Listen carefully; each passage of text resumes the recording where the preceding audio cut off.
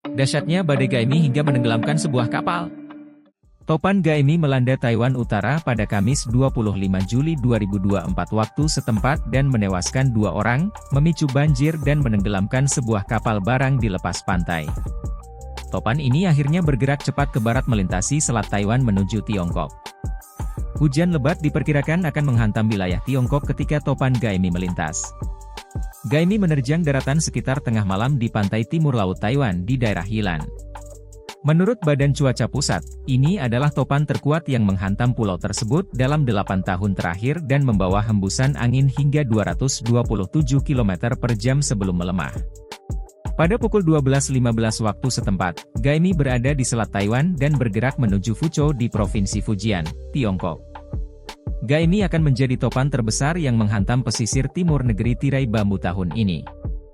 Dengan pita-pita awan yang berputar-putar membentang di sebagian besar Samudra Pasifik Barat dan memicu cuaca buruk dari Filipina hingga Kepulauan Okinawa di Jepang. Di Taiwan, badai tersebut memutus aliran listrik ke sekitar 500.000 rumah tangga, meskipun sebagian besar kini telah kembali beroperasi, kata penyedia listrik Taipower.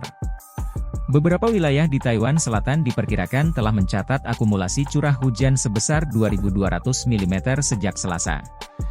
Topan tersebut diperkirakan akan membawa lebih banyak hujan di seluruh Taiwan.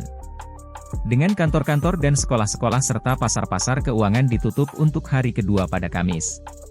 Kereta akan dihentikan hingga pukul 3 sore, dengan semua penerbangan domestik dan 195 penerbangan internasional dibatalkan untuk hari itu. Kereta cepat yang menghubungkan Taiwan Utara dan Selatan akan dibuka kembali pada pukul 14 siang. Bandara Changi Singapura mengatakan di Facebook bahwa beberapa penerbangan menuju Taipei pada Kamis dan Jumat telah dibatalkan atau dijadwal ulang. Sebanyak 2 orang tewas dan 266 orang cedera akibat topan tersebut, kata pemerintah, seperti dikutip channel News Asia, Jumat 26 Juli 2024. Stasiun-stasiun televisi Taiwan menayangkan gambar-gambar jalanan yang banjir di kota-kota dan kabupaten-kabupaten di seluruh pulau. Lili Chuan, 55 tahun, melihat atap restorannya tertiup angin di kota Suao, Taiwan Timur Laut. Saya takut. Itu adalah yang terkuat dalam beberapa tahun. Saya khawatir atapnya akan mengenai orang lain, ujarnya. Departemen Pemadam Kebakaran Taiwan mengatakan sebuah kapal barang berbendera Tanzania dengan 9 warga negara Myanmar di dalamnya telah tenggelam di lepas pantai kota pelabuhan selatan Kaohsiung dan tidak ada tanggapan dari awak kapal.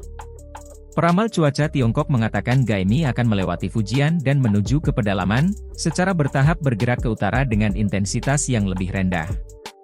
Namun peramal cuaca memperkirakan hujan lebat di banyak daerah saat badai bergerak ke utara.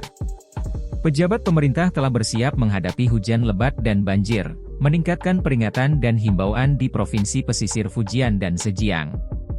Di Fujian, pejabat pemerintah telah merelokasi sekitar 150.000 orang, terutama dari komunitas nelayan pesisir, media pemerintah melaporkan.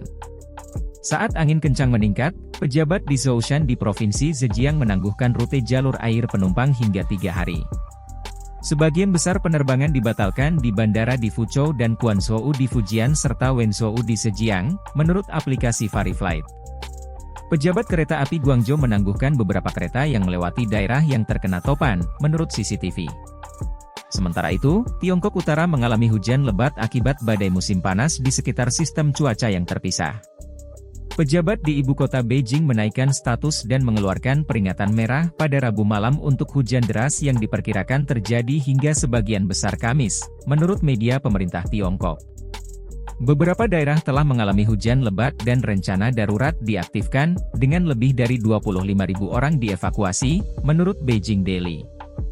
Beberapa layanan kereta juga ditangguhkan di stasiun kereta api Beijing Barat, kata media pemerintah.